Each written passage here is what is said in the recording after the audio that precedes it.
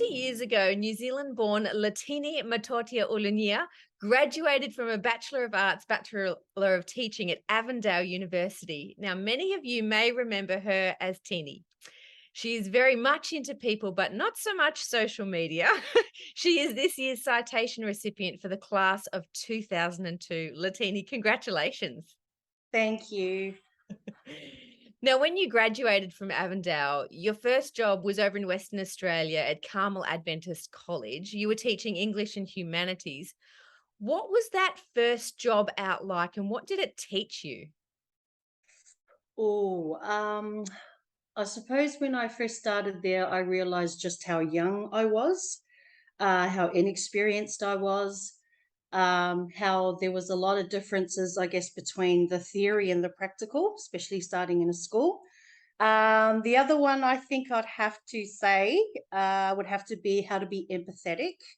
And also, the final one, I suppose, was just reaching out to the staff, like making sure you're asking for help.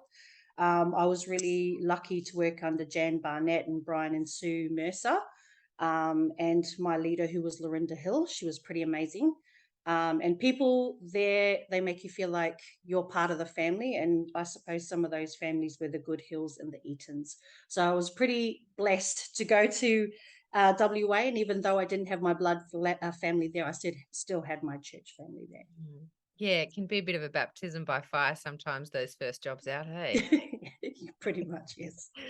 So after your 2 years at Carmel, you moved back home to Victoria, and you've been teaching in the public sector for about 18 years. Is that right? Yeah, it's been quite an eye opener working in the public system. Yeah.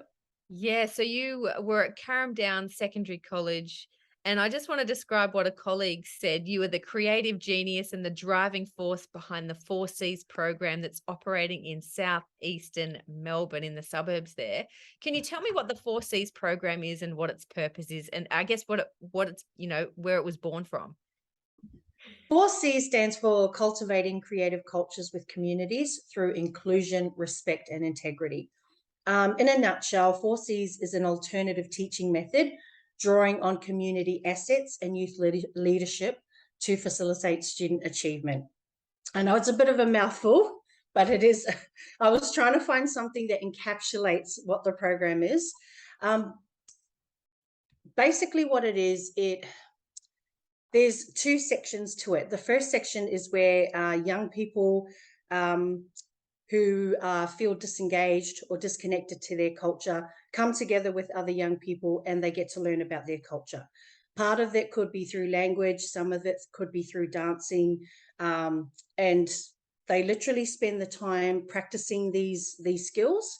And sometimes it might even be them working with other students to share their experiences with them and vice versa. Part of it too is also to bring the families together. So sometimes some parents will come in and they will teach the students some of the traditional dances. And some of it is really rare because a lot of students that are now living in Australia, they don't have that cultural connection. But this gives the parents an opportunity to have those discussions in the family and to share their knowledge. There's a lot of parents with rich knowledge of culture that they get to share during this time. So that's the first part of it.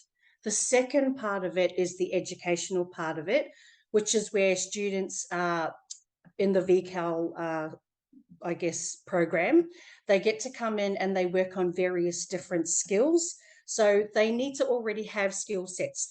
We're not teaching new things. It's basically if they've learnt skills from year 7 right through to 12, that last semester of their learning is now time for them to demonstrate those skills. This program was put together because I had students who were not, like I said, they weren't engaged with school. How many schools have you actually expanded into now? We started about, well, first year, obviously, we had a couple of schools, and then now it's expanded from 16 to 25 schools in the southeast area. Yeah, that's huge. But this is the big question. What is the difference that you're seeing, be it the kids' parents, the school? What's the big difference and the positive impact that's been had?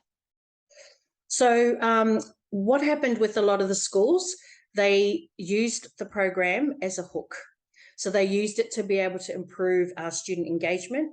So they saw improvement in that, the completion of work, and then also improvement in behavior. So the deal that the schools made with their students is, if you follow up with these three things, make sure you're coming to school on time or coming to school, making sure you're completing all your tasks, and you improve your behavior, whether it's in the classroom with your teachers, then we will support you taking part in the 4Cs. And that's basically how some of these schools manage to curb some of the students' behavior, and I guess engage them through the 4Cs program.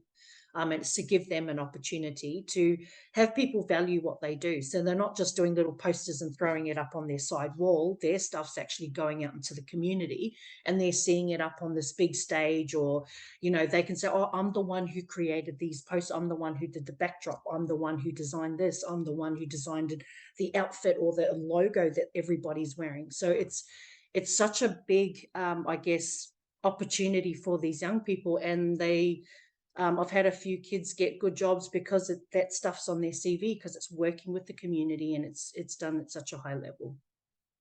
That's just what you want. Like, that's amazing. You're incredibly committed and you're very passionate about these students and their learning and their welfare. So where does that passion come from then? I'd have to say it came from high school. When I think I was in year 8, I noticed that a lot of my friends just kept leaving. A lot of them had family issues.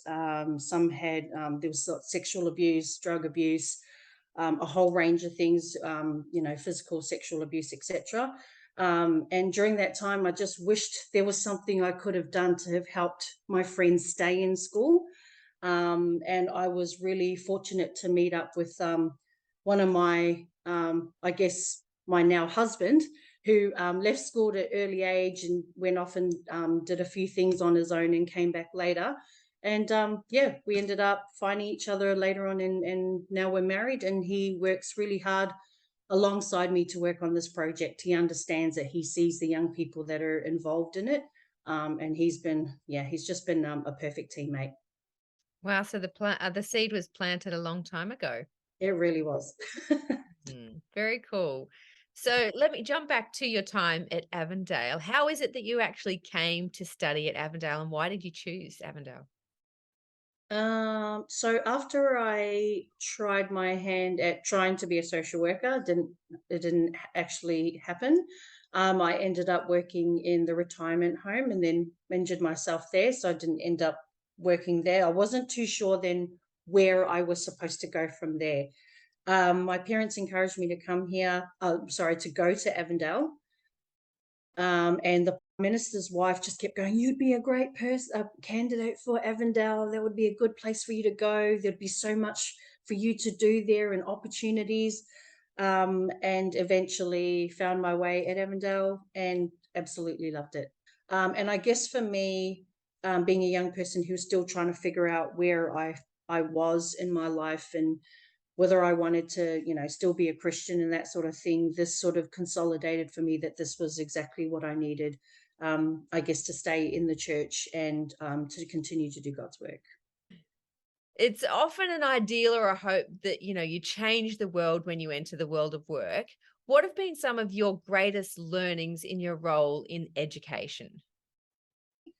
It was only through, for me, weathering the storms with the students that I was able to see improvements in their behavior and their personal development.